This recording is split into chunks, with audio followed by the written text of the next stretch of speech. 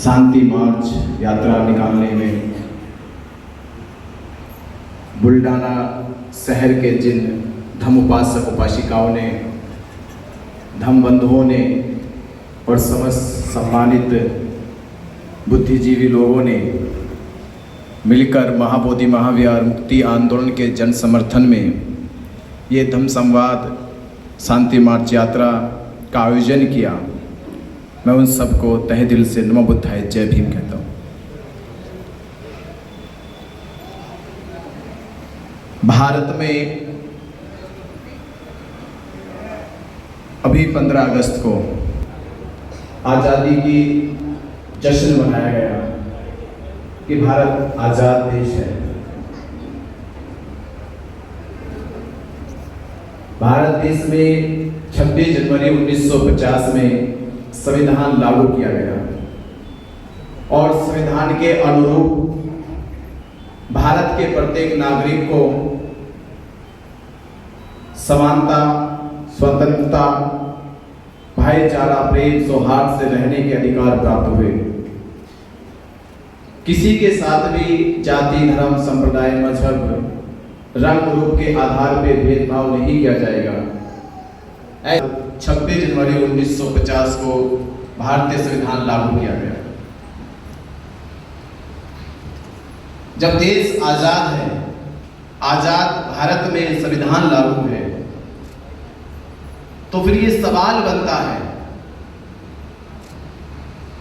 कि भारत में बौद्ध समाज महाबोधि महाविहार की मुक्ति की लड़ाई क्यों लड़ रहा है।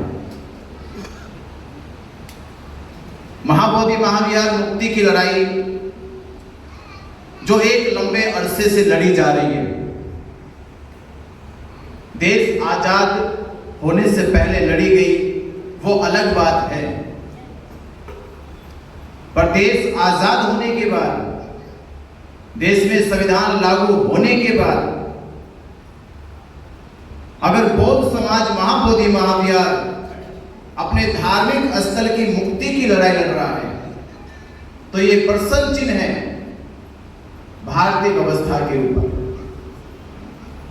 ये प्रश्न चिन्ह है भारत के लोकतंत्र के कि कानून का पालन नहीं किया जा रहा। भारत के अन्याय या भारत के बाहर दुनिया में किसी भी देश में इतनी बड़ा समूह को नजरअंदाज नहीं किया गया। अगर हम इस्लाम की बात करते हैं तो दुनिया में कभी किसी मस्जिद के ऊपर, खास तौर पे भारत में भी किसी मस्जिद के ऊपर कोई एक्ट, कानून नहीं बनाया गया। प्रतिबंध लगाए गए, रोक लगाई गई, पर एक्ट नहीं बनाया गया, कानून नहीं बनाया गया। भारत में किसी भी गिरजाघर, चर्च पर कोई कानून, एक्ट नहीं बना। भारत में किसी भी मंदिरों पे कोई एक्ट नहीं बना। तो महाबोधि महाविहार पर यह एक्ट क्यों बनाया गया? ये सोचने वाली बात है कि महाबोधि महाविहार पर एक्ट क्यों बना। महाबोधि महाविहार, जबकि अगर आज की डेट में जब यूनेस्को ने महाबोधि महाविहार को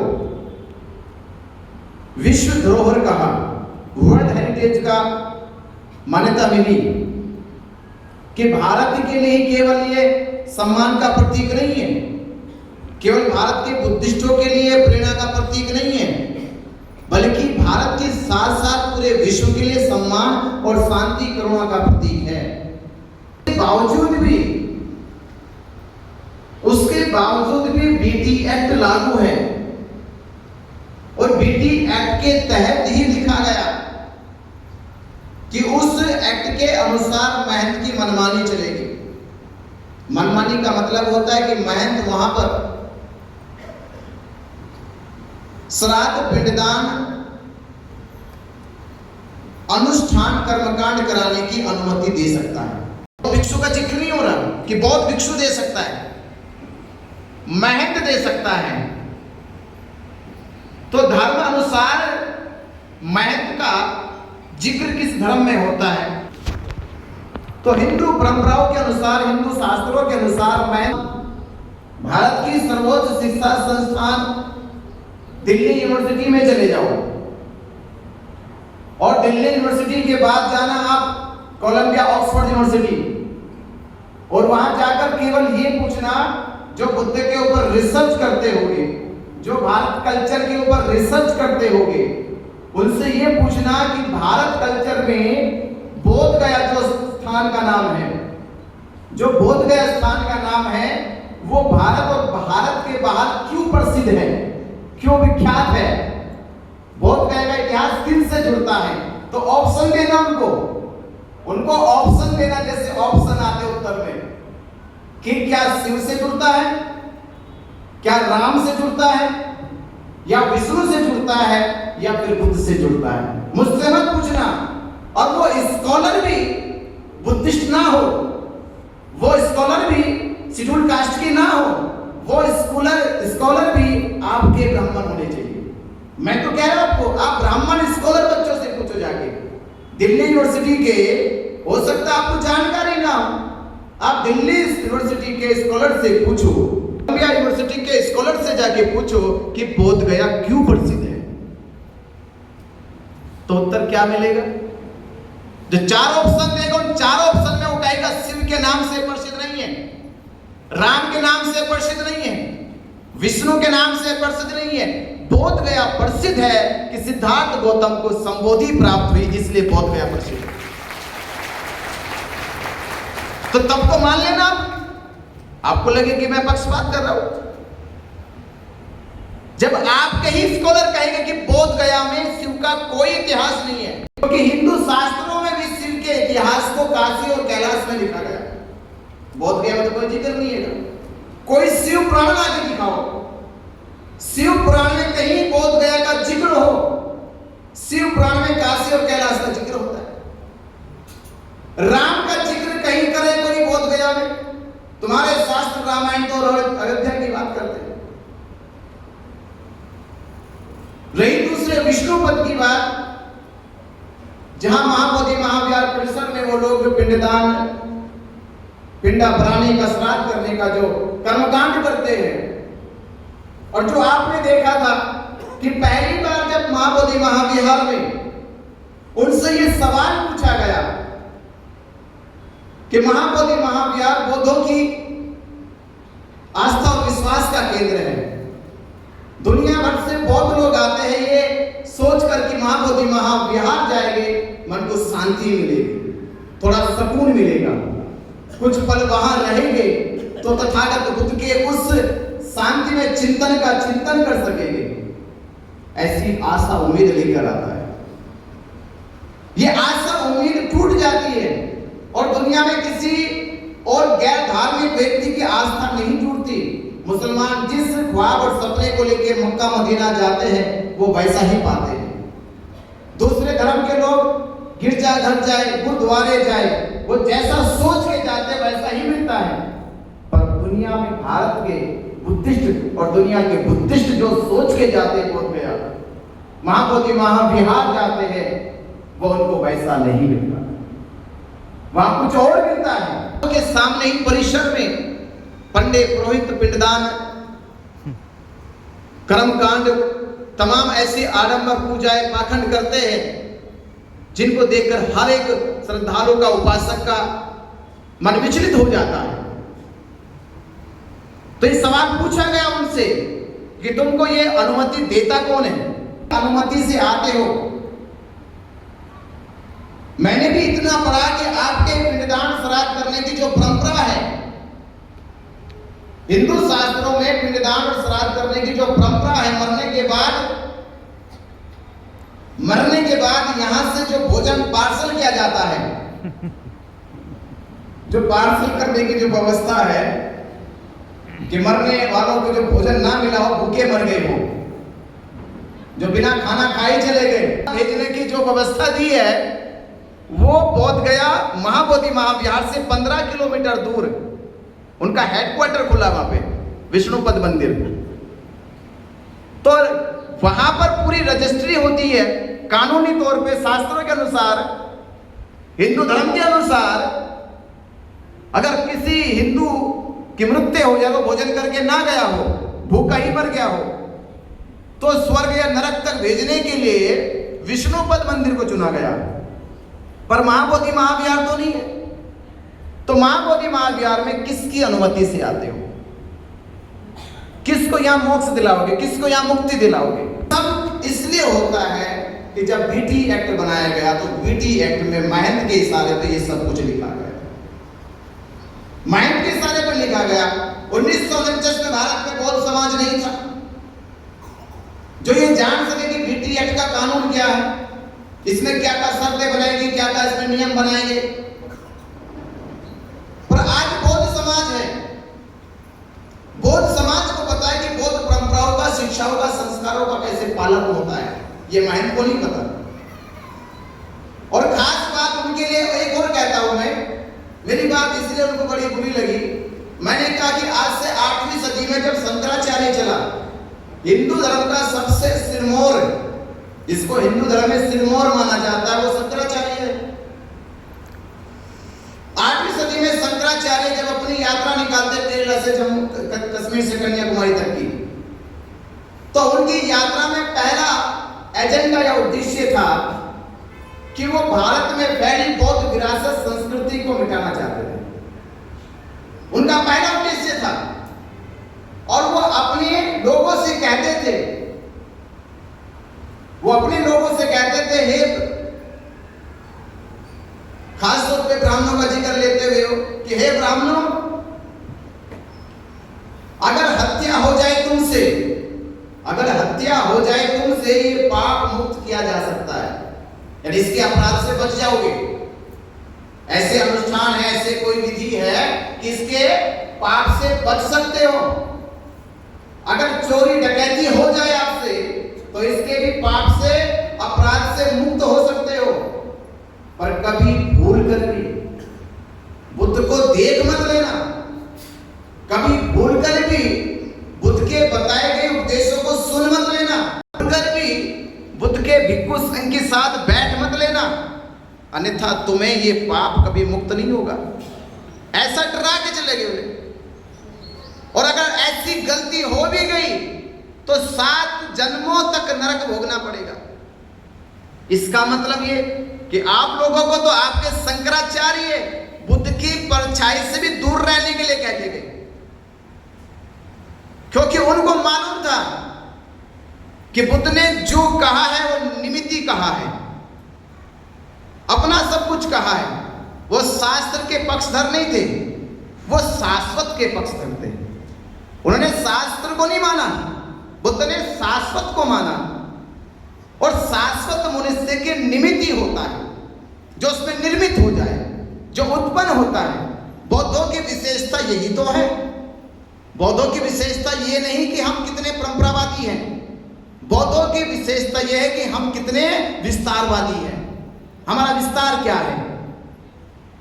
बौद्धों की विशेषता को समझने के लिए आपको मैं एक उदाहरण समझा रहा हूं कि संसार में बौद्ध क्यों विशेष होते हैं। एक कुआं होता है, एक तालाब होता है, दोनों को जानते हो? दोनों में क्या समानता होती है? इतनी देर लगी सोचने में। इसका मतलब बौद्धों की विशेषता भी पैदा नहीं होगी। दोनों में विशेषता, दोनों में समानता यह होती है कि उसमें पानी होता है। तालाब में जो पानी है वो कहां से आया? आसमान से टपका, आसमानी बारिश से आया। तालाब में पानी बारिश से आया, नदी नालों से आया, या किसी और बाहरी स्रोत से, ट्यूबवेल से हो सकता है। तो जब पानी से वो तालाब भर जाता है तो तालाब के पानी का जो स्रोत है वो बाहर से है। कहां से? बाहर से है।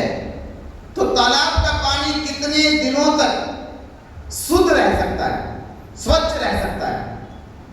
महीना, 2 महीना, 3 महीना। उसके बाद वो तालाब का पानी सूख जाएगा। पानी से दुर्गंध आनी शुरू हो जाएगी, तो कहा जा सकता है कि वह पानी ज्यादा उपयोगी नहीं रहेगा। जो पानी कुएं का है, जो कुएं का पानी है, क्या कुएं में पानी बरसात से आया, तालाब से आया, वो नदी से आया, नाले से आया, ट्यूबवेल से आया? तो कुएं का पानी कहां से आया? फिल्टर हो गया है। कहां से आया? उसका भीतरी स्रोत है। कुएं के पानी का स्रोत क्या है? भीतरी स्रोत है। तालाब के पानी का स्रोत बाहरी है और कुएं का पानी का स्रोत भीतरी है, अंदर से स्रोत हुआ। तो बौद्धों के अलावा दुनिया में जितने भी संप्रदाय धर्म हैं, सबकी भांति फर्क है इतना। जो तालाब है वो बौद्धों को छोड़ के जितने भी दुनिया में धर्म संप्रदाय है वो वैसे स्रोत अर्जित करते जैसे तालाब पानी को करता है। और बौद्धों के ज्ञान की जो विशेषता है वो बाहरी नहीं है, वो भीतरी निमित्ती है। वो उत्पन्न करते हैं कि संसार में जो ज्ञान है उसे इकट्ठा करो, बल्कि बौद्ध उत्पन्न करते, निमित्त करते, अपनी निर्मितता का कर्ता होते। वो कुएं की तरह होते जो सदैव बरकरार रहते। इसलिए सिद्धार्थ गौतम संबुद्धि को प्राप्त करते हैं। शास्त्र नहीं पढ़ते, शास्त्र विज्ञानी बोलते, वो अपनी अनुभूति की आत्मिक विद्या को बोलते। तो ये बात उस समय के शंकराचार्य, पंडित पुरोहितों और तमाम ऐसे आडंबरी धर्म प्रचारकों को चुभने लगे कि बुद्ध की वाणी ने सभी शास्त्रों को ध्वस्त कर दिया, शास्त्र झूठे होने लगे। तो बुद्ध की विचारधारा, बुद्ध के दर्शन के खिलाफ पूरे देश और दुनिया में ये माहौल बनाया गया कि बुद्ध संस्कृति को मिटा। तो भारत में शंकराचार्य ने पीड़ा उठाया था और उन्होंने पूरी ताकत से, पूरी संगठित होकर बौद्ध विरासतों को कब्जाने का, दफनाने का काम किया। उसके बाद से आज तक बौद्धों की संस्कृति विकसित नहीं हुई। बौद्धों की संस्कृति सभ्यता के 4 आधार थे। कितने आधार थे? 4 आधार। पहला शिक्षा, दूसरा संस्कार, तीसरी संगति और चौथी संस्कृति। यानी शिक्षा, उनके शिक्षा का स्तर अलग होता था, वो अलग प्रकार से सोचते थे। एक बौद्ध समाज बनाने का सबसे बड़ा कारण समझना, अगर उसके सोचने का स्तर बड़ा अलग हो, बड़ा ही सूझबूझ वाला हो। ऐसा नहीं कि किसी ने कहा पीछे से और आप चल पड़े आगे को। उसकी दृष्टि में, उसकी प्रज्ञा में विश्लेषण और चिंतन होना चाहिए। तो जब बौद्ध समाज की शिक्षा का स्तर ऊंचा होने लगा तो कुछ लोगों को तकलीफ होने लगी। जब बौद्ध समाज के संस्कारों में सभ्यता पैदा होने लगी, मानव के प्रति दया करुणा आने लगी, ऐसे संस्कार थे। जब भारत में यूनिटी, संगति पैदा होने लगी, पूरा देश यूनाइटेड होने लगा, तो कुछ लोगों को तकलीफ होने लगी। और भारत की संस्कृति, कल्चर, विरासत पूरे दुनिया में अपना अलग पहचान बना रही थी। सम्राट अशोक काल में, आज से 2300 वर्ष पहले, आप सोचिए, आज भी देश में लोग कुछ ऐसे हैं, कुछ नहीं बहुत अधिक ऐसे हैं जो आज भी पक्के मकानों में नहीं रह पाते, झोपड़ियों में रहते। आज आधुनिक भारत में, आधुनिक दुनिया के विहार बनाएंगे, पक्के विहार, पक्की ईंटों के विहार बनाए, पक्की ईंटों के स्तूप आज बनाए, स्तूप बनाए पक्की ईंटों के। पहले मिट्टी के बनते थे। सम्राट अशोक ने पक्की ईंटों के बनाए, पक्की ईंटों से रोड बनाए। तो उस समय बौद्ध काल में, सम्राट अशोक के शासन में इतना विकास भारत का हुआ। तो दोनों तरीके से शिक्षा का स्तर भी ऊंचा हुआ, संस्कार भी बड़े फलित हुए, समाज में संगति, यूनिटी भी आई और पूरे देश में विकास भी चरम सीमा पे था, चौमुखी विकास हुआ। जब समाज विकसित होने लगा तो विकसित समाज से सबसे बड़ी चीज जो आडंबर, पाखंड और विश्वास है वो खत्म हो जाएगी। और ये खत्म होगी तो चतुर चालाक लोगों के जो कहते कि धंधे हैं वो बंद हो जाएंगे। इसलिए उन्होंने लंबे समय तक षड्यंत्र करके बौद्ध विरासत को नष्ट करने का काम किया।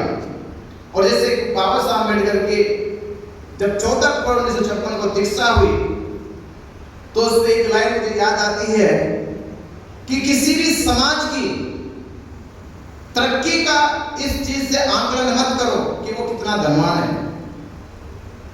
धनवान होने से किसी समाज की तरक्की का आंकलन मत करो। कोई समाज कितने अच्छे मकानों में रहता है, कितनी अच्छी गाड़ियां उसके घर में, इससे आंकलन मत करो। बल्कि किसी भी सभ्य और समाज का आंकलन इस आधार पर किया जाता है कि उसके संस्कार, सभ्यता और संस्कृति क्या है, इस आधार पर होना चाहिए। क्योंकि प्रेरणा कहां से लोगे? धन से सुविधा ली जा सकती है, धन से सुविधा ली जा सकती है, शांति नहीं ली जा सकती, सुकून नहीं मिल सकता, आराम नहीं मिल सकता, संतोष नहीं मिल सकता। तो अगर जीवन में संतोष चाहिए उसके लिए धर्म जरूरी है, धन जरूरी नहीं है। धन से सुविधा मिल जाएगी, किसी के पास सोना के आभूषण हो, पक्का मकान हो, गाड़ी भी हो, आपके घर में नौकरी भी हो सरकारी, क्या कोई गारंटी है कि आपको संतोष होगा? धन बहुत है पर संतोष नहीं हो सकता। इस दुनिया में बुद्ध ने कहा कि मैं ऐसा धन दूंगा कि धन हो या ना हो पर संतोष जरूर होगा, संतोष जरूर होगा। क्योंकि धन कुछ लोगों के पास हो सकता है। अगर धन से संतोष, सुकून मिलता तो दुनिया में चंद लोग खुशी से जीवन जी सकते थे। पर बुद्ध ने कहा नहीं, धन एक ऐसी विरासत है कि इसमें धनवान से कोई संबंध नहीं है, राजा से कोई संबंध नहीं है, कर्मचारी से कोई संबंध नहीं। हर निचले से निचला स्तर का व्यक्ति भी धर्म के अनुसरण से जीवन में सुख शांति को प्राप्त कर सकता है। ऐसी व्यवस्था थी। तो वो जो वर्ण व्यवस्था का सुख था, जातियों का सुख था, वो सारी दीवारें टूट गई और एक सामान्य से सामान्य व्यक्ति के जीवन में भी एक आध्यात्मिक सुख पैदा हो गया, सामान्य से सामान्य स्तर के व्यक्ति के भी। तो ये बात कुछ बड़े लोगों को करने लगी तो ये धीरे धीरे धीरे धीरे बड़े लंबे परिवर्तन में बौद्ध विरासत मिटने लगी। और आज वर्तमान में यही बात है कि लूटी संस्कृति हमारी दासहीन बनाया था। किसी समाज को गुलाम कैसे बनाओगे? कि लूटी संस्कृति हमारी दासहीन बनाया था, बहू बेटी और बच्चों को घर के बाहर जलाया था। आंखों से टप गए आंसू, कोई फरियाद सुनना पाया था। होता रहा शोषण हमारा, कोई अल्लाह ईश्वर देवी देवता भगवान बनाया था। अरे लिया जन्म भीम ने, जगत में पढ़ लिख कलम उठा ज्ञान पाया था। तोड़ मनवादी जंजीरों को, इस देश के शोषित पीड़ित समाज को आजाद कराया है। बाबा साहब अम्बेडकर ने अपना संकल्प पूरा किया। इकलौते थे, इकलौते उस समय 1916 में संकल्प लेते कि अगर मैं भारत के इन दीनहीन समाज को गुलामी की जंजीरों से मुक्त नहीं कर पाया, अगर नहीं कर पाए वो पीड़ा, जब बाबा साहब अम्बेडकर को क्लास के बाहर बैठने में मजबूर कर दिया जाता था और पूरा दिन बिना पानी पिए पढ़ते थे, और एक दिन प्यास इतनी लगी कि उनको चक्कर आने लगे। घर पे गए, माता बीमारी से कहा कि मैं ऐसे रोज नहीं पढ़ पाऊंगा, रोज प्यासा रखा जाता है, मुझे पानी तक नहीं देते। क्या मुझ में और उनमें कोई अंतर, कोई भेद है? मैं भी मनुष्य हूं, वो भी मनुष्य है, तो मुझसे पानी पीने के मटके के साथ भेदभाव क्यों किया जाता है? तो माता बीमारी कहती है मनुष्य होने का भेद नहीं है, हमारे साथ जाति होने का भेद है। उनकी जाति अलग है, हमारी जाति अलग है। शकलों का भेद नहीं है, इंसानों का भेद नहीं है, जातियों का भेद है। तो उस समय बाबा साहब अम्बेडकर जी भी कहते थे कि मैं प्यासा रहकर पढ़ूंगा, पर मैं जब बड़ा होऊंगा मैं नहीं चाहूंगा कि मेरे आने वाले बच्चे बाद वो प्यासे रहकर पढ़े। मैं ऐसी व्यवस्था करूंगा कि मटके का पानी तो छोड़ो, वो आरओ का पानी पिएंगे, वो फिल्टर पानी पिएंगे, और मांग के नहीं पिएंगे, वो घर में लगा के पिएंगे। बाबा साहब अम्बेडकर के बचपन का भी संकल्प, इसलिए 14 तालाब को कहा कि मुक्त करो इसे। तो 1916 में अपने से कहते बाबा साहब अम्बेडकर कि अगर मैं अपने समाज को उस गुलामी की जंजीरों से मुक्त नहीं करा पाया तो शायद मरते समय मैं अपने आप को माफ नहीं कर पाऊंगा। वो संकल्प बाबा साहब अम्बेडकर ने अगले 40 सालों में पूरा करके दिखा दिया, और एक के बाद एक किया। 40 सालों में जो लड़ाई बाबा साहब डॉक्टर अम्बेडकर जी ने लड़ी वो नहीं हारी। वो आज लड़ाई जो महाबोधि महाविहार की क्यों पैदा हो गई? क्योंकि बाबा साहब डॉक्टर अम्बेडकर जी ने 13 अक्टूबर 1935 में नासिक की सभा में कहा था, मैं हिंदू धर्म में पैदा हुआ, ये मेरे बस की बात नहीं थी, पर मैं इस धर्म में मरूंगा नहीं, ये मेरे बस की बात है। ये बात उन लोगों को पता चली, उन लोगों ने बाबा साहब अम्बेडकर जी की सोच पे सोचना कंघालना शुरू कर दिया कि बाबा साहब अम्बेडकर जी किस धर्म की ओर जाने वाले हैं। तो पता चला कि वो बौद्ध धर्म स्वीकार करेंगे। तो बौद्ध धर्म स्वीकार करेंगे तो इसको ऐसे समझे कि दुनिया में कोई आदमी मुसलमान हो जाए, कहां का नाम पसंद करेगा? Mecca Medina. उसका पहला ख्वाब सपना होगा कि वो मुसलमान धर्म कबूल करने के बाद सबसे पहले कहां जाए? मक्का मदीना जाए। कोई ईसाई हो जाए तो उसका ख्वाब होगा सबसे पहले वो यरूशलेम या वेटिकन सिटी के चर्च में चला जाए। अगर कोई सिख हो जाए तो वो अमृतसर के गुरुद्वारा मंदिर चला जाए। एक धार्मिक व्यक्ति की प्रवृत्ति होती है, जिस धर्म को स्वीकार करता है उस धर्म के प्रमुख केंद्र पर जाना चाहता है, ये उसका खिंचाव है, उस धर्म के केंद्र का ये आकर्षण होता है। तो बाबा साहब अम्बेडकर बौद्ध हो जाएंगे और लाखों अनुयायी बौद्ध बनेंगे, तो लाखों अनुयायी अपने बौद्ध तीर्थ स्थलों पे कहां जाएंगे?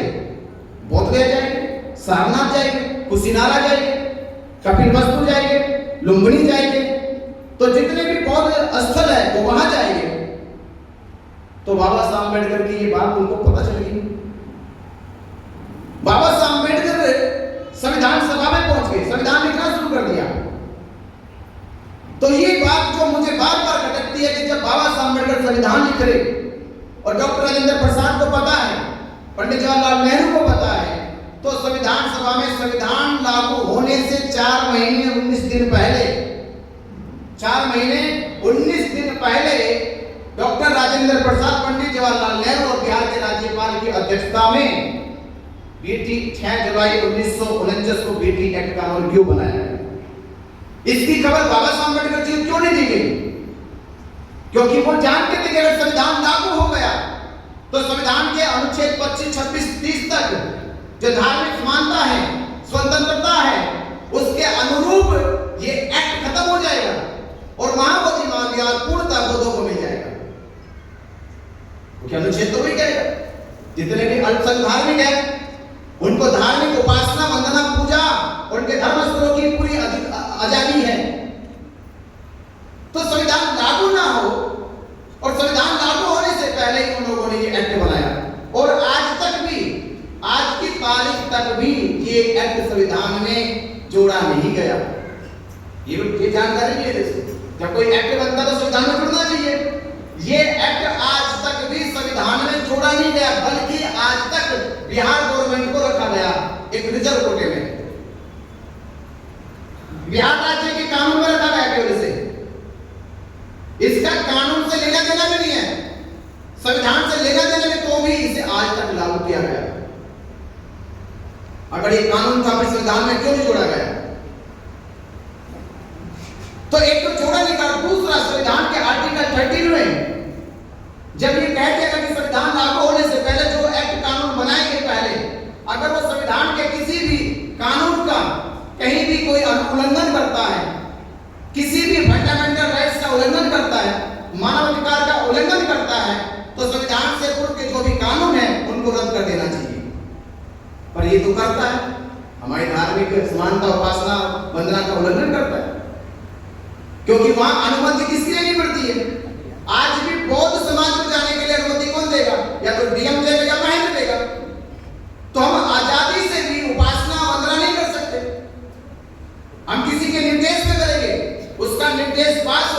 तो हम महाबोधि महाविहार में वंदना कर सकते हैं। इसका मतलब ये कि बौद्ध समाज की पूजा वंदना भी अभी किसी के अधीन है। तो ये गैर कानूनी तरीके से आज तक इस एक्ट को जिंदा रखा गया। तो ये जानकारी थी जो अभी तक बौद्ध समाज को नहीं हुई, मालूम नहीं पड़ी। उन्होंने जब ये पिटीशन दायर किया था सुप्रीम कोर्ट में, जिसके रेफरेंस में इन्होंने ये एक्ट बनाया, तो उन्होंने रेफरेंस दिया था कि भगवान बुद्ध विष्णु के अवतार हैं, इसलिए हमें अधिकार है। उन्होंने क्या कहा? भगवान बुद्ध विष्णु के अवतार है। तो मैं कुछ आपको तारीखें बता रहा हूं कि उनके उस झूठ को पहले तो हम बाबा साहब अम्बेडकर के पैरवी में इनको खत्म करना चाहिए कि बाबा साहब के लिखे संविधान को संविधान सभा में 389 संविधान सदस्यों ने मोहर लगाई कि बाबा साहब अम्बेडकर जी का लिखा संविधान सही है, मोहर लगाई। और भारत के संविधान को भारत के राष्ट्रपति मानते हैं, प्रधानमंत्री मानते हैं, देश के समस्त राज्यों के मुख्यमंत्री मानते हैं, देश के सुप्रीम कोर्ट के जज मानते हैं कि संविधान सही है। तो जब संविधान सही है तो संविधान को लिखने वाले बाबा साहब अम्बेडकर जी पे शक नहीं किया जा सकता। उनकी विद्वानता पे, उनके ज्ञान पर, उनकी सोच पर शक नहीं किया जा सकता।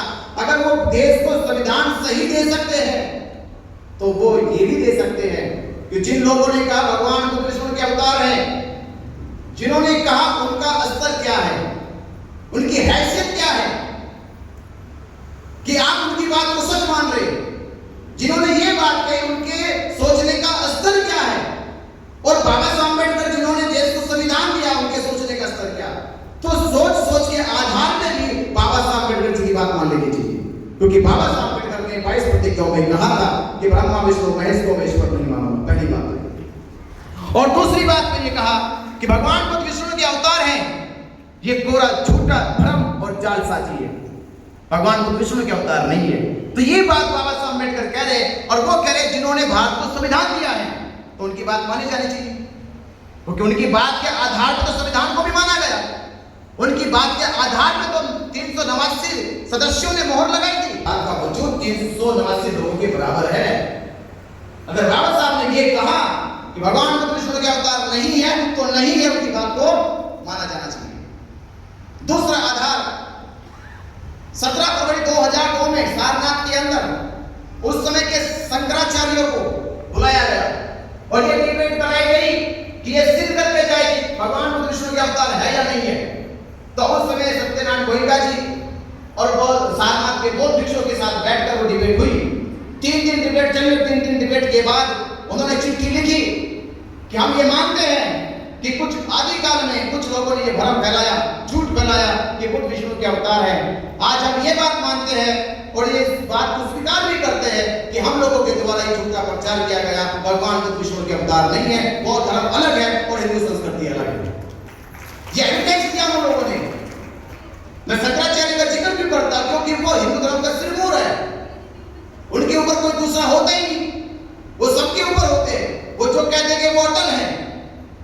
और तीसरा आधार ये, जैसे मैं कहता हूं, उन्हीं से कहता हूं भाई तुमने राम को अवतार माना तो रामायण पढ़ाई, राम को अवतार माना तो रामायण पढ़ाई, कृष्ण को अवतार माना तो महाभारत गीता पढ़ाई।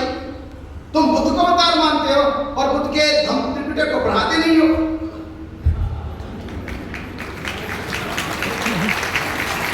भाई बराबरी तो करो। जब राम की रामायण पढ़ा सकते हो, कृष्ण की गीता पढ़ा सकते हो, तो बुद्ध का त्रिपिटक क्यों नहीं पढ़ाते? यानी खतरा तुम्हें बुद्ध की शिक्षाओं से कि बुद्ध की शिक्षा आ जाएगी तो रामायण और गीता दिखाई नहीं देगी वो फिर। तो ये साजिश आपने जानबूझ के करी, क्यों करी? ये सारी साजिश के पीछे कि बुद्ध की साथ पूरी दुनिया लग चुकी थी, बुद्ध की ओर जा रही थी, तो उनको साजिश तो करनी थी। तो ये सारी साजिशों का परिणाम हुआ। तो बाबा साहब अम्बेडकर ने जब ये घोषणा हुई कि मैं हिंदू धर्म में पैदा हुआ, ये मेरे बस की बात नहीं थी और मैं इसमें मरूंगा नहीं, तो उन लोगों ने सोचा कि पूरा बौद्ध समाज बोध गया जाएगा, उससे पहले ये एक्ट बना लो और महाबोधि महाविहार को अपने अधीन कर लो। तो जैसा चाहोगे तुम ऐसा करोगे। आज वही हुआ कि आज हम भी सपना देखते हैं कि भारत बौद्ध में बने, और वो पूरा क्यों नहीं होता? वो इसीलिए पूरा नहीं होता है क्योंकि जिस प्रकार मैं उदाहरण देता हूं, अगर किसी विशाल पेड़ की जड़ों को काट दिया जाए या काटने के बजाय जड़ों में दीमक लग जाए तो वो पेड़ कभी भी हरा भरा नहीं हो सकता, वो फैल नहीं सकता। तो बौद्ध धर्म की जो जड़ है वो महाबोधि महाविहार बोध गया है, वही तो केंद्र है, वही तो सेंटर है हमारे विश्वास का, और वहां पर हम नहीं है, केंद्र में ही हम नहीं है। तो केंद्र में जो है वो कौन है? वो दीमक है। तो दीमक महाबोधि महाविहार में बैठी है और धीरे धीरे वो संस्कृति का पतन कर रही है। ये पता नहीं तो है कि महाबोधि महाविहार परिसर में पिंडदान कराना, श्राद्ध कराना, अनुष्ठान कराना, शिवलिंग स्थापित कर देना, वो विष्णु की गणेश की मूर्ति लगा देना, 5 भिक्षुओं के मूर्तियों को 5 पांडे कह देना, ये अतिक्रमण, ये संस्कृति का पतन है। तो बाबा साहब अम्बेडकर ने हमें आजाद कराया, तो हमारा भी तो फर्ज बनता है कि जैसे मैं कहता हूं कि बुद्ध काल में हमारा जन्म नहीं हुआ, ये अफसोस हो सकता है आपको, वो है, आपको है अफसोस, मुझे तो अफसोस है। ये तब तक जब पता नहीं चला कि बुद्ध काल में हमारा जन्म नहीं हुआ, ये अफसोस हो सकता है। बुद्ध की बात हमने नहीं सुनी, बुद्ध को हमने नहीं देखा, ये अफसोस हो सकता है। ये कमी खलती है हम सबको।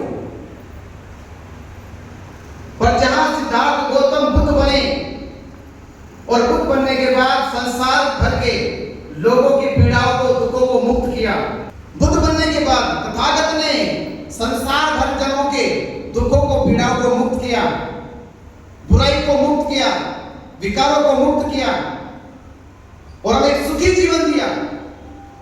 तो आज हम धन्य हैं, जो अफसोस कर रहे थे वो आज धन्य हैं कि 134 साल तक जो लड़ाई लड़ी जा रही थी और वो 134 साल में क्यों नहीं जीती गई।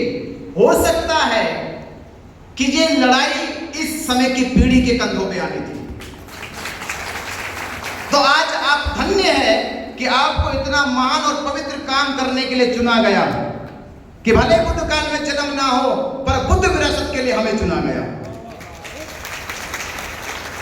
इससे बड़ा और जीवन धन्य क्या हो सकता है कि हम महाबोधि महाविहार की मुक्ति के लिए लड़ाई लड़ रहे हैं, और ये लड़ाई जीतेंगे, और इसलिए जीतेंगे क्योंकि इस बार इस आंदोलन की गति तीव्र इस कारण हो गई क्योंकि इस आंदोलन में बाबा साहब डॉक्टर अम्बेडकर की सोच को लेकर जो लोग जुड़े हैं, और वो भ्रम खत्म हुआ, और सामंतवादी लोगों का जिन्होंने अनागरिक धम्मपाल को भारत में बदनाम करने की कोशिश की थी, भ्रम खत्म हुआ जिन्होंने मदन सुरेश देसाई को बदनाम करने की कोशिश की थी कि वो श्रीलंका से आए हैं, वो जापान से आए हैं। इस बार उनका ये भ्रम टूट गया कि इस बार श्रीलंका जापान से नहीं भारत से आए हैं। तो वो अब इस बार हर देश में भ्रम पैदा नहीं कर पाएंगे। तो महाबोधि महाविहार मुक्ति का आंदोलन मैं इसलिए एक और कह रहा हूं आपसे कि आने वाले बच्चे आपके घर में जब जन्म ले और वो बड़े हो तो वो गर्व से और फक्र से कह सके, लोगों की आंखों में आंखें डालकर कि मेरा जन्म उस घर में हुआ है जिन्होंने महाबोधि महाविहार मुक्ति का आंदोलन चलाया था। वो अपने बौद्ध होने पे गर्व करे थे, वो आपके घर में जन्म लिया ये गर्व करे। और मैं ये कह रहा हूं आपसे एक बौद्ध उपासक के रूप में और हमारा भिक्षु के रूप में, जीवन में इससे बड़ा उद्देश्य और हो क्या सकता है कि अगर हमने महाबोधि महाविहार करा, इससे बड़ा और कुछ उद्देश्य होगा क्या? 2300 साल पुराने विरासत सम्राट अशोक ने जब बनाया था, वो सपना देखा होगा कि ये स्थल केवल महाबोधि महाविहार में, ये पूरी दुनिया के लिए प्रेरणा का स्थल है। यहाँ से लोग प्रेरणा लेकर जीवन परिवर्तन करेंगे और जीवन परिवर्तन करके प्रगति के मार्ग पे जाएंगे। तो महाबोधि महाविहार पूरे संसार के लिए आया, तो हमें चुना जा रहा, और पूरा विश्व, पूरे विश्व के बौद्ध समाज के लोग आपके ऋणी रहेंगे कि जो लड़ाई सदियों से लड़ी जा रही है उस लड़ाई को आपने जीत में बदल के रख दिया, वो लोग ऋणी रहेंगे आप। तो मेरी आपसे गुजारिश, निवेदन, विनती यही है